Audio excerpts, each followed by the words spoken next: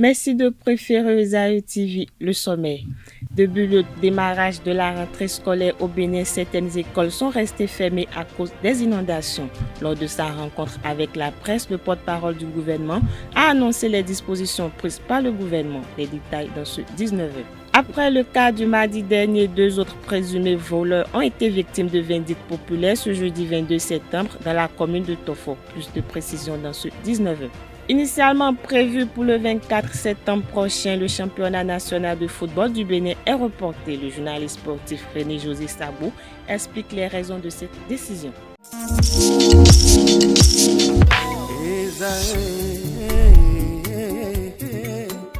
Bonne nouvelle pour la rentrée académique 2022-2023, l'École supérieure d'administration, d'économie, de journalisme et des métiers de l'audiovisuel ESAE vous ouvre les portes de ses différents sites. À Gbedjomende, à Bomé-Calavi, à Kwakpa et même à Parakou, l'université ESAE vous offre des bons d'études et des demi-bourses dans toutes ses filières en licence 1, 2 et 3. Et pour les 100 premières inscriptions en master 1 et 2, bénéficiez des demi-bourses. Nouveau bachelier, vous avez au moins la mention assez bien. Inscrivez-vous vite à ESAE et bénéficiez d'un bon de 50 000 francs CFA. Étudiants, étudiantes et nouveaux bacheliers, payez 200 000 francs CFA en sciences de gestion, sciences économiques, sciences juridiques et en administration des affaires en licence 1, 2 et 3 et 500 000 francs CFA en master 1 et 2, 250 000 francs CFA en administration générale, administration des finances, journalisme et métiers de l'audiovisuel en licence 1, 2 et 3 et 600 000 francs CFA en master 1 et 2. Alors, inscrivez-vous vite et profitez des offres exceptionnelles mais également d'un enseignement de qualité à l'université d'excellence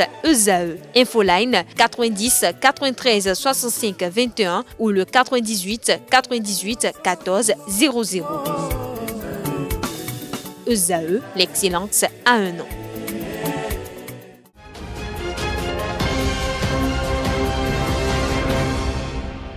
À nouveau, bonsoir. L'école béninoise a rouvert ses portes le lundi 19 septembre dernier sur toute l'étendue du territoire national. Si élèves enseignants ont repris le chemin des classes dans la plupart des localités du pays, ce n'est pas le cas dans d'autres écoles qui sont inondées. Interrogé sur les dispositions prises par le gouvernement face à la situation, le porte-parole du gouvernement Wilfrid Lian-Rongbedi a apporté des clarifications. C'était lors du point de presse du Conseil des ministres de ce mercredi 21 septembre 2022.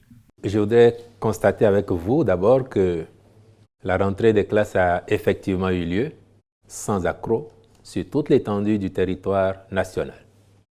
Je voudrais également vous faire observer que, conformément à la pratique qu'il a instaurée maintenant depuis quelques années, dès le premier jour de cette rentrée des classes, les cantines scolaires dans notre pays ont été ouvertes pour permettre à nos enfants de disposer d'un repas chaud dès le premier jour de l'année scolaire. Et je dois préciser qu'à cet égard, la démarche du gouvernement de couvrir progressivement et totalement les écoles primaires publiques de notre pays continue et que nous allons atteindre effectivement les 75% de taux de couverture, ce qui permet déjà qu'à ce jour, un peu plus d'1 million de nos enfants ont droit à un repas chaud par jour dans les écoles publiques primaires du Bénin qui sont déjà couvertes par le programme.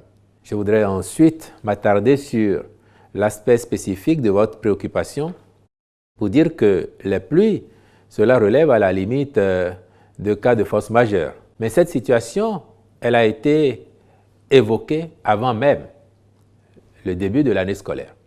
Parce qu'il y a 2 semaines de mémoire, la préoccupation du chef de l'État qui était de savoir si tout était prêt pour que la rentrée des classes s'effectue dans les bonnes conditions, a amené les ministres sectoriels, notamment celui en charge des enseignements maternels et primaires, à faire un point qui permettait déjà de voir que dans certaines localités, en raison de la crue de certains fleuves qui traversent notre pays, il y avait des écoles qui étaient sujettes à inondation. Et déjà à l'époque, soit 2 semaines avant la rentrée, les instructions du chef de l'État étaient que les services compétents devraient se déployer autant que possible avec les administrations communales pour évacuer les eaux là où cela était possible. Ensuite, il y a lieu de constater, et ce à la décharge des 10 services techniques et des administrations communales, que en pareille circonstance, comme nous le savons, le niveau des eaux est tel que, malgré leur bonne volonté, l'on peut comprendre que ces services et les administrations communales n'aient pas réussi à évacuer les eaux de toutes les écoles concernées, d'autant plus par ailleurs que les pluies continuent abondamment dans le nord et que les descentes d'eau par le lit des fleuves continuent de produire les crues par endroits, et cela va se faire donc progressivement. Dans tous les cas, il est indiqué comme instruction que cela soit fait au plus tôt pour permettre aux enfants de bénéficier des cours au même titre que leurs camarades. Et là où éventuellement des solutions alternatives peuvent être apportées en attendant une résolution durable de cette situation, les ministères sectoriels ne devront pas faire l'économie de mesures qui vont dans ce sens. Les acteurs de la société civile engagés dans la lutte contre la corruption se sont réunis au siège de l'ONG Alcres ce mercredi 21 septembre pour s'approprier et amender la nouvelle édition du manuel de lutte contre la corruption à l'usage des OCS. Kaleski Tomé a suivi cet atelier. Voici son récit. En fait, l'objectif même de l'atelier, c'était de prendre connaissance déjà du document qui sera publié prochainement et en même temps de se l'approprier pour mieux contribuer à la lutte contre la corruption. Il est prévu dans ce cadre plusieurs séances pour aguerrir les acteurs de OSC pour mieux contrer la corruption et les actes connexes. C'est une activité qui rentre dans le cadre de la mise en œuvre du programme Participe ODEL qui a commencé depuis le 15 octobre 2021, qui va finir le 31 décembre 2024. C'est une composante, la composante 2, concernant la lutte contre l'impunité, c'est dans ce cadre-là que nous organisons cette activité. L'activité consiste à former un certain nombre d'organisations de la société civile sur la lutte contre la corruption. Le premier temps concerne un certain nombre d'organisations de la société civile au niveau national. C'est ce que nous avons fait ce matin. Et puis, nous allons, sur 2 sites différents, Lokossa et Boycon, nous allons former les CPC sur la question de la lutte contre la corruption. À cette première étape de la formation, les bénéficiaires se réjouissent déjà de la procédure adoptée.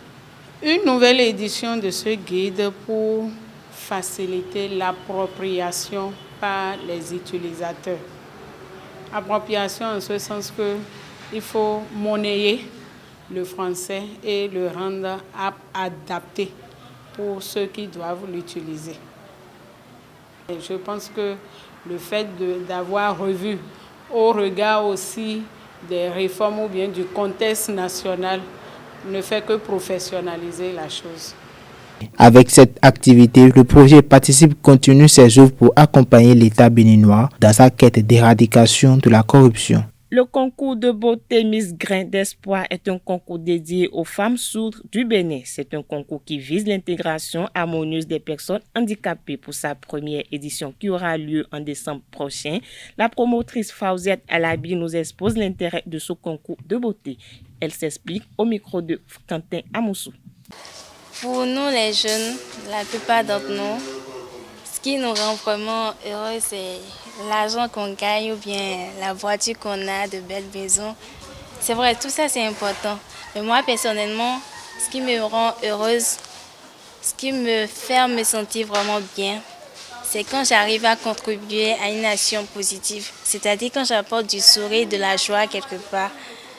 Le concours Miss Grain Espoir, concours de beauté pour sourdes, vise les femmes handicapées en général, mais spécialement les sourdes.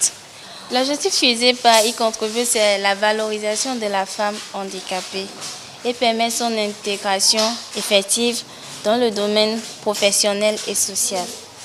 L'innovation est importante pour l'essor du monde. Elle intervient dans tous les domaines au Bénin. En plomberie, elle fait ses premiers pas. Rémi Oku, plombier et inventeur, a innové avec un dispositif de filtrage d'eau. Il nous en parle dans cette interview accordée à Anel Dou et Colombe Oussou. Il s'agit d'un dispositif que j'ai inventé. C'est un dispositif purificateur d'eau qui filtre l'eau. Un dispositif très adapté à nos réalités ici en Afrique. C'est un dispositif vraiment économique qui filtre l'eau et qui purifie l'eau.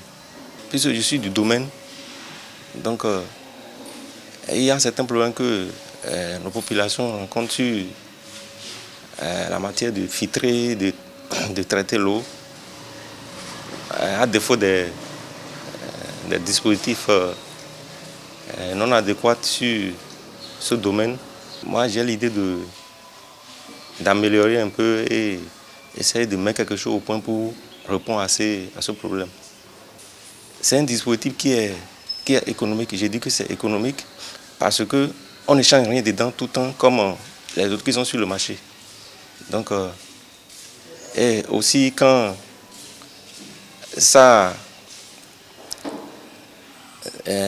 les déchets sont accumulés dedans, et on n'a pas besoin d'un professionnel avant de faire son entretien. Il suffit d'aller au niveau Ça a un système qui l'accompagne, qu'on appelle un système de bypass. Donc, il vous suffit d'ouvrir 2 vannes et de fermer 2 autres. Et ça fait l'inverse de la pression et les déchets qui sont à l'intérieur ressortent automatiquement. Ça évacue automatiquement les déchets. Et ça revient encore propre pour une autre cycle d'utilisation.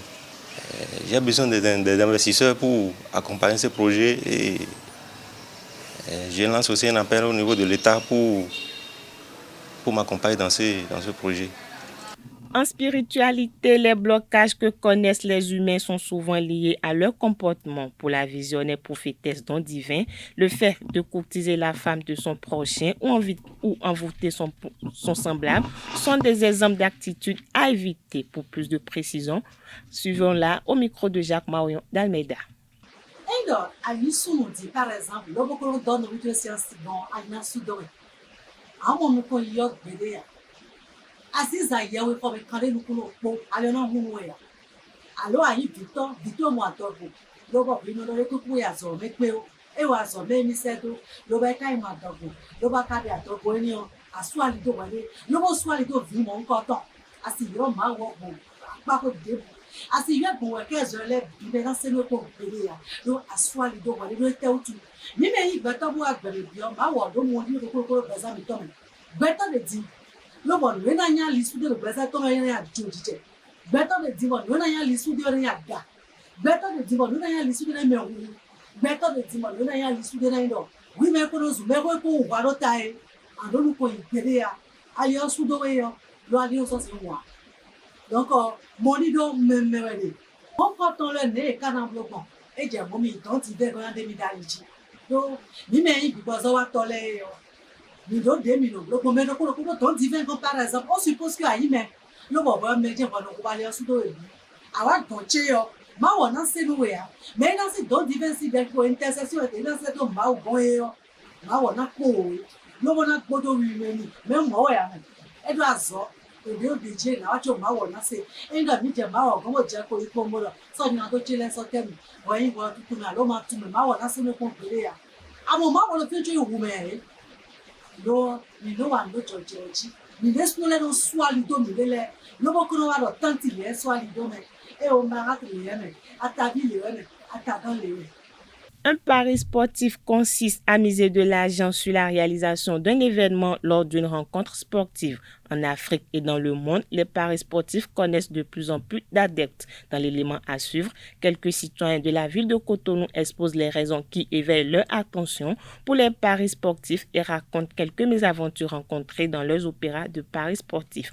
Ils sont au micro de Francis Fahmi. Évidemment, des fois, même on content les mais on l'a mis quoi doit dire. Bon, là-bas où je me dis, quoi il veut, il quoi il veut pour le dévouer là-bas, et non, mais tu peux me faire, ça en est pour moi, on les attend quoi. Nous comptons vraiment la même doit dire. Quoi il veut, elle va essayer de voir, à quoi, à un ouéma, pour lui dire, il quoi. Il essaie de voir, et n'est pas de bois. il y a des fois, ben, on a un résultat. Bon, résultat de nous, de vous nous les voir, de vous nous les voir, ben, il y a un confirmé, non, si c'est ça, LMB n'est qu'à bien, ni vous, pour vérifier l'appareil, on les beau mettre fin d'année, là, 2021, maintenant 2021, là, ni te pour vérifier l'appareil, on les gagné, pour concentrer l'appareil, on les, mais vraiment, retard, de vous, et des fois, il y a au moins 5 résultats, 6 résultats qui viennent avant de venir encore de confirmer d'autres résultats. Ça c'est pas bon. Il y a des gens qui ne savent pas quand il y a un résultat qui vient, alors que ce résultat est faux. Mais quand ça vient comme ça, là, et quand ils voient qu'ils ne sont pas gagnants, qu'ils n'ont pas gagné, ils déchirent les tickets. Alors que peut-être ce qui est là est le vrai, comment on appelle, ce n'est pas le vrai résultat qu'ils ont envoyé. Et le gars ne savait pas et il a déchiré. Vous voyez. Et quand ils vont envoyer le vrai résultat maintenant, peut-être son jeu a gagné. Donc il est perdant. Il y a nulle part où on peut aller dire je peux aller faire quelque chose. Non. Pour bien confirmer, c'est la photo. La photo que la LNB envoie qui confirme qu'il n'y a plus autre qui vient, que c'est ça le réel. Sinon, ce qu'ils envoient, ça trouble. Sérieusement, ça trouble.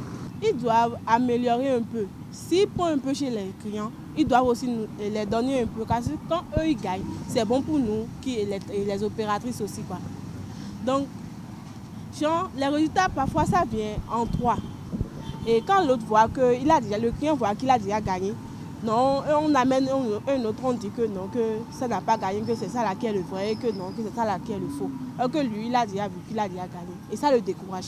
Accusés de vol de tricycle, 2 individus ont été brûlés vifs à Tofor. Ils ont été interpellés dans une course-poursuite par des populations surexcitées.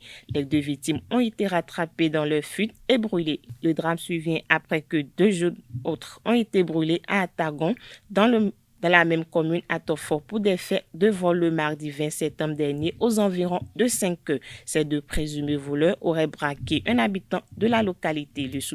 Le citoyen a été grièvement blessé au cours du braquage. Précisons qu'en sont 12 heures, cela fait 4 individus brûlés vifs pour des faits de vol. Une attaque est survenue ce mercredi 21 septembre 2022 à Karimama dans le département de la Liboré. Une école, une benne chargée de ciment et une infrastructure militaire en construction à Lumbulumbu, arrondissement de Moncé, ont été brûlés. L'attaque a eu lieu aux environs de 23 heures où un maçon en activité sur le chantier militaire a été enlevé. Pas de mort, mais l'attaque serait l'œuvre d'un groupe non encore identifié. Pour l'instant, une enquête est ouverte. À l'international, l'ancien président des États-Unis, Donald Trump, et ses enfants sont poursuivis pour fraude fiscale par la procureure générale de l'État de New York. L'annonce a été faite ce mercredi 21 septembre lors d'un entretien. Ceci après avoir mené une enquête sur les pratiques fiscales de son groupe, la Trump Organization. Il faut noter que cette poursuite de l'ex-président des États-Unis intervient un mois après son audition par les services de justice de New York. La procureure générale Laetitia James réclame 250 millions de dollars de réparation au nom de l'État de New York. Dans le même temps, elle réclame des interdictions de diriger des sociétés à Trump et à ses enfants. Parlons sport dans cette édition. Le démarrage du championnat national de football du Bénin, initialement prévu pour le 24 septembre prochain, est reporté à une date ultérieure. Ce report est bien justifié selon le journaliste sportif René-José Sagbo. Suivez-le au micro de Colombe Oussou, Anado. Le championnat a pris fin, c'est vrai qu'on a mis tout un laps de temps. On était en année électorale et tout le monde le sait. Pour le cas spécifique de cette année, la campagne a commencé et c'est à l'AG ordinaire de Ndali qu'on avait déjà annoncé le championnat pour le 24 septembre. Mais sachant bien que c'est la nouvelle équipe qui doit faire ce travail. Maintenant, avant le démarrage du championnat, il y a un certain nombre de préalables, notamment les formalités des clubs, la préparation des clubs, etc. Et le comité exécutif, au-delà de la date qui a été annoncée au 24, revient pour s'adapter aux réalités afin que la date soit effective. C'était déjà prévisible qu'en un mois, le démarrage le 24 devait avoir problème. Parce que la réunion qu'ils ont eue, selon la communication que nous avons enregistrée, c'est la réunion de cooptation des 2 nouveaux membres du comité exécutif. Mais après cette réunion, il va bien falloir avoir une réunion pour préparer la saison. Est-ce que ça a été une réalité? Maintenant, l'éternelle question des subventions qui a été énumérée au niveau de la correspondante du secrétaire de la Fédération béninoise de football. Moi, j'ai été un peu surpris par cet argument parce que, souvenez-vous, le ministre des Sports l'a toujours martelé. Les subventions ne peuvent être disponibles qu'au mois de mars. Le ministre Tomeki l'a toujours dit. Bon, est-ce que le football va être un cas exceptionnel pour qu'on puisse donner des subventions en août ou en septembre? Je me pose des questions parce que la réaction des autres fédérations ne devrait pas se faire entendre. Encore que beaucoup ont toujours demandé à combien se levait la subvention du football sans jamais avoir les résultats. Donc à partir de là, je me dis cet argument selon moi ne tient pas. Ensuite, la question des arbitres, la subvention. Le ministre l'a dit, les arbitres auront une situation améliorée, tout ça. Il revenait depuis, je pense, le mois de juin ou juillet que cette communication a été faite en présence des arbitres et même du président de la fédération. La fédération devait anticiper en se rapprochant bien sûr du ministère pour d'abord l'informer de la date de démarrage du championnat et voir ce qui peut être fait pour que ces arbitres soient satisfaits. Encore que, si on se réfère à la situation antérieure, jamais les arbitres n'ont refusé de commencer un championnat sans leur subvention. Donc je me demande si ces 2 arguments tiennent. On aurait pu nous dire que le laps de temps dont on dispose entre l'âge électif de la fédération et le 24 qu'on avait annoncé ne permettait pas de boucler les formalités. Encore, on a aujourd'hui 36 clubs qui seront en liste. Je ne pense pas que la moitié ait déjà démarré la préparation. Donc il fallait donner plutôt, selon moi, des arguments beaucoup plus techniques que ceux qui sont avancés, que beaucoup attaquent. Mais en réalité, l'AG ayant eu lieu le 20 août, on ne pouvait pas avoir le démarrage un mois après. Les représentants béninois aux compétitions africaines Coton FC, champion en titre, et Buff FC, vice-champion, ont été éliminés respectivement au premier tour préliminaire de la Ligue des champions et au premier tour de la Coupe CAF. Les 2 clubs béninois ont perdu tous de leurs matchs en aller-retour. René-José Sagbo a commenté la prestation des 2 équipes. Il est au micro de Colombe Oussou, Anaël Dou. Si vous avez suivi un peu les rencontres, ils n'ont pas fait piètre figure comme on semble le faire croire. C'est vrai, ils ont eu quelques faiblesses et au niveau de cette compétition, ça se paye cash. Maintenant, pour ce qui concerne les raisons, il va falloir aller à l'organisation interne de ces clubs d'abord et d'élargir un peu au format de nos championnats. Pour ce qui concerne l'organisation interne, nous avons constaté, si nous prenons le cas des Buffles, que juste après le championnat, alors que nous avons un encadrement technique qui a amené cette équipe, nous avons des joueurs qui ont amené cette équipe à ce niveau de compétition, les Buffles ont été décimés. On a dû remercier un certain nombre de joueurs pour reconstituer l'équipe. Mais on a perdu de vue qu'on avait peu de temps avant le coup d'envoi des préliminaires. Résultat, ce qu'on attendait n'a pu être réalité. Nous avons des joueurs qui ont été recrutés, qui n'ont pas répondu. Et l'entraîneur des Buffles est parti. Actuellement, il est directeur sportif au niveau des Dragons éternels, etc. Alors que c'est lui qui a amené l'équipe à ce stade. Pourquoi ne pas lui donner cette chance? C'est vrai que celui qui a coaché l'équipe connaît bien la maison, mais ce n'est toujours pas facile la transition. Au niveau de Coton, même chose, juste après le championnat, certains joueurs ont été remerciés, d'autres ont été recrutés. Mais vous voyez bien que certains qui ont été recrutés certainement à prix d'or n'ont pas répondu. Et sur, je pense, un des buts, un a été indexé. Bon, on ne va pas lui jeter la pierre, c'est des choses qui arrivent à la haute compétition. Mais je me dis, il va falloir revoir un peu l'organisation à l'interne. Il est souhaitable que la proposition du ministre d'avoir des sociétés par derrière pour soutenir les clubs, que ça devienne enfin réalité, parce que très peu de clubs sont en règle actuellement. Les Buffles, vous voyez, sont partis en compétition. C'est vrai qu'on a eu à entendre qu'à la dernière minute, leur partenaire, la CNCB, a pu venir à la rescousse financièrement, et c'est ça qui leur a permis de pouvoir faire le déplacement pour la manche retour de leur match face à Calonne Football Club. Maintenant, les Buffles vont voyager. Dans quelles conditions pour qu'on puisse avoir ce résultat difficile? Je peux dire un résultat lourd, mais il ne faudrait pas s'en prendre aux joueurs. Je pense que les Buffles ont déjà 2 expériences en compétition, mais on espère que la 3e, ils ne vont pas commettre cette erreur. C'est la fin de cette édition. Merci pour votre attention. Bonne soirée à tous.